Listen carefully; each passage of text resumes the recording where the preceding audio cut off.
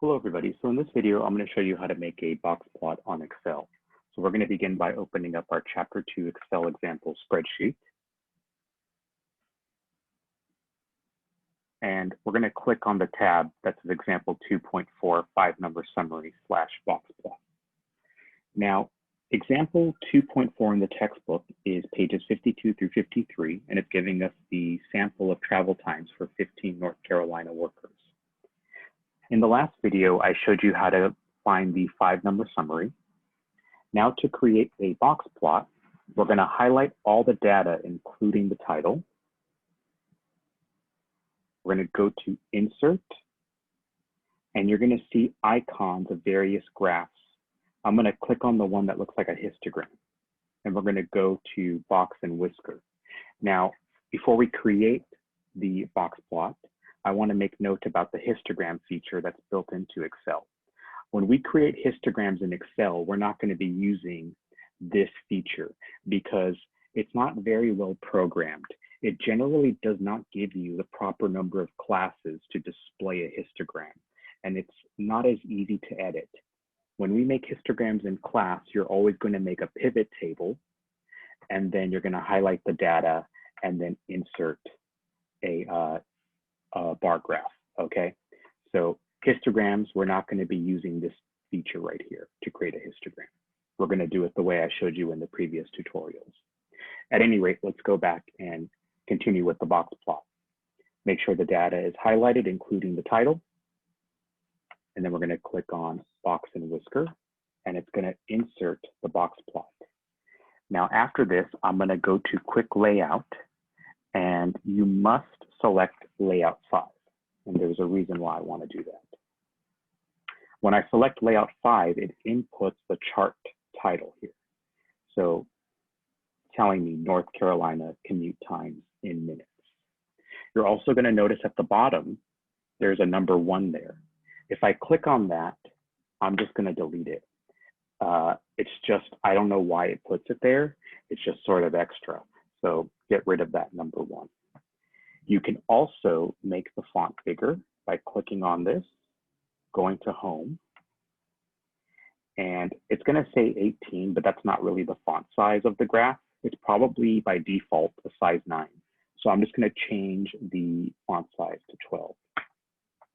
Okay, and if you like, you can always stretch out the graph if you want to make it longer. You can also change the colors of the graph by going back to Chart Design and picking whatever color you'd like. Let's say I just pick like an orange color. That's also fine too. 2 more things I want to note about box plots. In a box plot, it automatically puts an X within the box. Now, what is this X telling me? The X is telling you the location of the mean. So Excel has it programmed so that way anytime you make a box plot, it'll indicate where the mean is, even though it's not really part of the calculation. Another thing that you can do here is you can display the data values. So if you click on the graph, right click and go to Add Data Labels, it'll add in the 5-number summary here. Now, you might be thinking, well, why do I need to go through the descriptive statistics and inputting these commands to find my 5-number summary? Well, if I ask you to use Excel to find the 5-number summary, you have to do it where you use the descriptive statistics calculator and then type in the commands for Q1 and Q3. The purpose of displaying the data labels is just to help you read the graph better, okay? However, if I ask you to find the 5-number summary, you're going to have to do it the way I showed you in the previous video. Okay, so here's what I would like for you to do. Create a box plot for the data of the travel times for the 20 New York workers on the next spreadsheet, and then jump over to the Apply Your Knowledge 2.5 modified box plot. And I want you to also create a box plot for this data here for the 106 the MPG for the 106 mid-size cars, okay? Something interesting is gonna happen when you create this box plot. You're gonna see an asterisk or a little circle on the box plot that's indicating where the outliers are. We're gonna talk about this more in depth in section 2.6, but essentially if you create a box plot in Excel, it's programmed to automatically indicate outliers.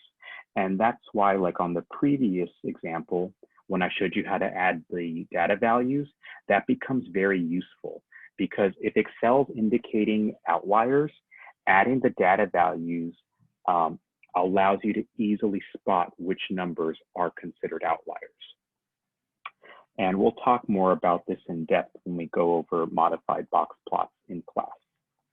Okay, if you have any questions, please let me know, and thank you for watching.